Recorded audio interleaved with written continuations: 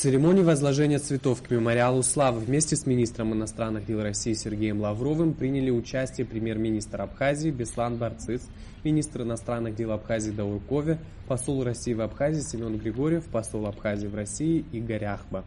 После завершения церемонии возложения цветов к памятнику погибшим солдатам в Парке Славы глава российского внешнеполитического ведомства встретился с президентом Абхазии Раулем Хаджинба. По итогам двусторонних переговоров президент Абхазии Рауль Хаджинба отметил, что стороны обсудили ряд вопросов, которые в порядке двустороннего сотрудничества важны для Абхазии.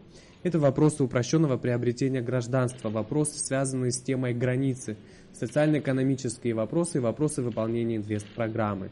Мы обсудили с Сергеем Викторовичем ряд вопросов, которые в порядке двустороннего сотрудничества важны для Абхазии. Это вопросы и упрощенного порядка приобретения гражданства, вопросы, связанные с темой границы, социально-экономической тематики, вопросы инвестпрограммы. И этот перечень вопросов для нас является жизненно важным. И с российской стороны еще раз мы получили подтверждение готовности продолжать работу в этом направлении. И, надеюсь, результаты будут очевидны. Министр иностранных дел Российской Федерации выразил благодарность абхазской стороне за помощь в строительстве нового комплекса зданий посольства России в Абхазии. Еще раз хотел бы выразить признательность за оказание содействия лично президентом Республики Абхазия и другими нашими абхазскими коллегами в решении тех вопросов, которые позволили построить и вчера торжественно открыть новый комплекс зданий российского посольства в Абхазии. Во время пресс-подхода прозвучали вопросы, касающиеся участия нашей республики в международной политике и перспектив вступления Абхазии в международные организации, созданные при участии России. Сергей Лавров отметил, что для того, чтобы вступить в какую-либо международную организацию, необходимо признание страны всеми ее членами. Как вы правильно сказали, для того, чтобы получить статус полноправного члена, необходим консенсус всех государств, которые входят в ту или иную организацию. То же самое касается и статуса наблюдателя. Здесь разницы нет, здесь нужно, чтобы решение было поддержано всеми участниками той или иной структуры.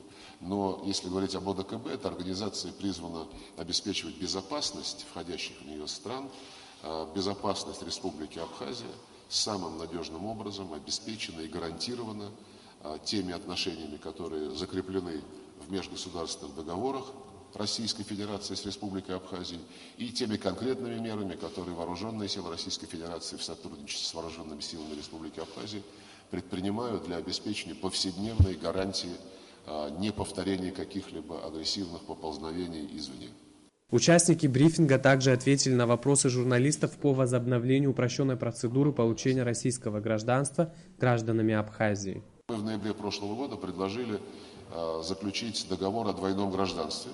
Передали соответствующий проект документа, и сегодня мы этой темы касались. Рассчитываем, что он будет оперативно согласован и принят. Это позволит продолжить практику упрощенного предоставления гражданства.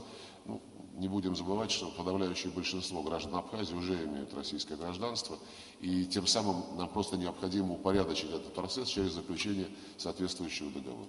Я могу добавить только то, что данный документ находится в кабинете министра, идет процесс работы над этим документом, и мы предложим нашим парламентариям, и в конечном итоге, я не сомневаюсь, документ будет подписан.